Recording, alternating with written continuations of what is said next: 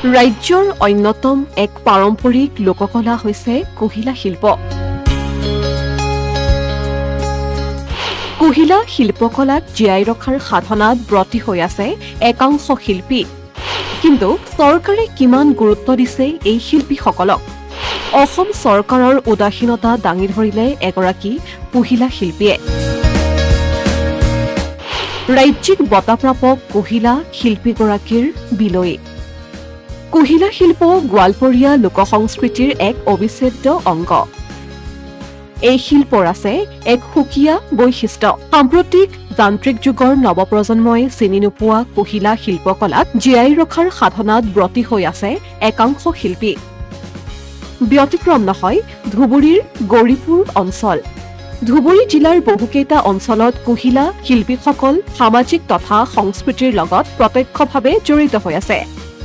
উল্লেখ্য যে এসময়ত ৰজাঘৰীয়াৰ সন্মান পাইছিল এই শিল্পৰ লগত জড়িত স্বৰ্গীয় উমানাথ মালাকাৰে। স্বৰ্গীয় উমানাথ মালাকাৰে অসম চৰকাৰৰ ফালৰ পৰা প্ৰমাণপত্ৰ আৰু পেঞ্চনো পাইছিল আৰু তেওঁৰে নাতি এইজন কৰেন্দ্ৰনাথ মালাকাৰ। গৌৰীপুৰ অঞ্চলৰ এইজন দক্ষ কাৰিকৰে নানা কুহিলাৰ সামগ্ৰীৰে ৰূপ ৰঙেৰে গোৱালপৰীয়া কলাকৃষ্টিক জীৱন্ত ৰূপ দি আহিছে।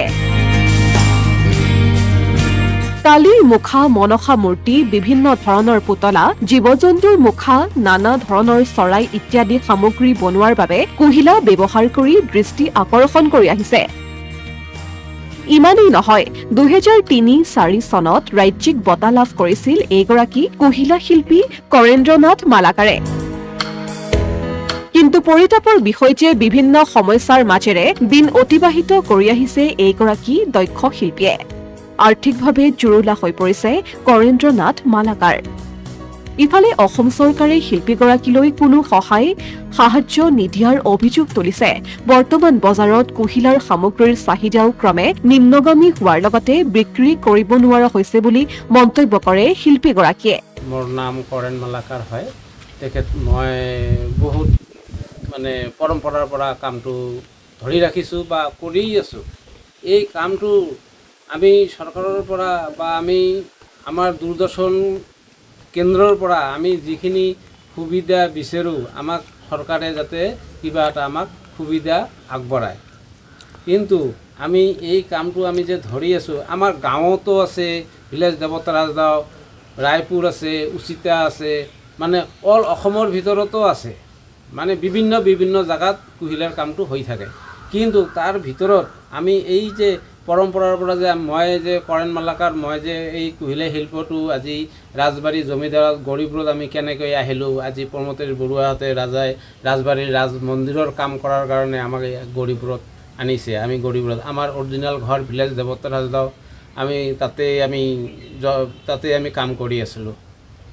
তাৰপিছত আমাৰ উমানাথ মালাকাৰক তেখেতে আনিছে। আজি 4 পুৰুষৰ পৰা আমি ইয়াতে গৌৰীপুৰ ৰাজবাৰীত আমি কাম কৰি আছোঁ। এই গৌৰীপুৰ ৰাজবাৰীৰ ৰাজষ্টেটৰ মূৰ্তি আজি পৰ্যন্ত দি আছোঁ।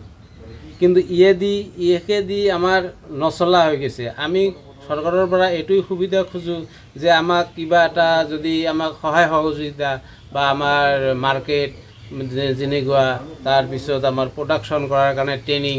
মই এইবাৰ একটা স্কিল ডেভেলপমেণ্টৰ এটা প্ৰগ্ৰাম কৰিছিলোঁ 2 মাহৰ কাৰণে, 2 মাহ নাই 1 মাহৰ কাৰণে। সেইটো কৰি মই এই কামখিনি মই কৰি আছোঁ।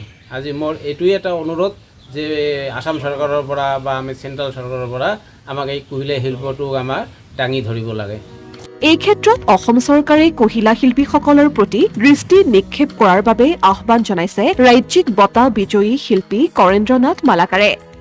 যিহেতু কুহিলাৰ কেঁচা সামগ্ৰী পোৱাটো বৰ্তমান কঠিন হৈ পৰিছে, সেয়ে কুহিলা খেতিৰ সংৰক্ষণৰ ব্যৱস্থা কৰিবলৈ চৰকাৰক আহ্বান জনাইছে এইগৰাকী শিল্পীয়ে। পুৰণি গোৱালপাৰা জিলাকে ধৰি পশ্চিম অসমৰ লোককৃষ্টিৰ সৈতে জড়িত কুহিলা শিল্পৰ প্ৰবাহমান ধাৰাক জীয়াই ৰখাৰ স্বাৰ্থত কুহিলা শিল্পৰ সৈতে জড়িতসকলক সহায়ৰ হাত আগবঢ়াবলৈ অনুৰোধ জনাইছে। কুহিলা আজিকালি বিৰাট এটা অসুবিধাত পৰি গৈছোঁ। কিয় আগত যিবিলাক দহ ঠাইত যিবিলাক কুহিলা হৈছে, এতিয়া দহ ঠাইত ধান কি নতুন যিটো আমাৰ চাইনিজ খেতি হয়, সেই চাইনিজ খেতিটো কৰাৰ কাৰণে আমাৰ কুহিলাৰ গছবিলাক বীজবিলাক নোহোৱা হৈ গৈছে। কিন্তু আমাৰ যিটো আমাৰ কুহিলাৰ আমাৰ পৰম্পৰা যিটো আমাৰ কৰ্ম কৰি থাকিব লাগে, পূজা পাতলৰ পৰা গৃহ প্ৰৱেশৰ পৰা যিবিলাক বস্তু বনাই দিব লাগে, মাৰ্কেটত ধৰিব লাগে, আজি বেলেগ বেলেগ যিখেতৰ জাগা জমি আছে তেখেতে কুহিলাৰ খেতি কৰে, তেখেতৰ পৰা আমি কিনি আনি আমি এই কুহিলাৰ বস্তুবিলাক বনাই বজাৰত ছাপ্লাই কৰোঁ বা কিছুমানে অৰ্ডাৰ দিয়ে তেখেতকো দিওঁ। মানে এনেকৈয়ে চলিছে আৰু আজি কাৰণে আমি কুহিলা খেতি কৰাৰ কাৰণে আমি চৰকাৰৰ পৰা আমি বহুত কেইবাৰ এপ্লাই কৰিছোঁ, বহুত কিমান কি আমি কৈছিলোঁ, অনুৰোধ কৰিছিলোঁ, কিন্তু আমাৰ আজি দূৰদৰ্শনৰ পৰা যে আমাক আপোনালোকে যে আমাক সহায় সহযোগিতা যদি কৰিব দিয়ে চৰকাৰৰ তৰফৰ পৰা কুহিলাৰ খেতি কৰাৰ কাৰণে, তেতিয়াহে আমি আগবাঢ়িব পাৰিম। অসমীয়া প্ৰতিদিন ডিজিটেল সংবাদ ধুবুৰী।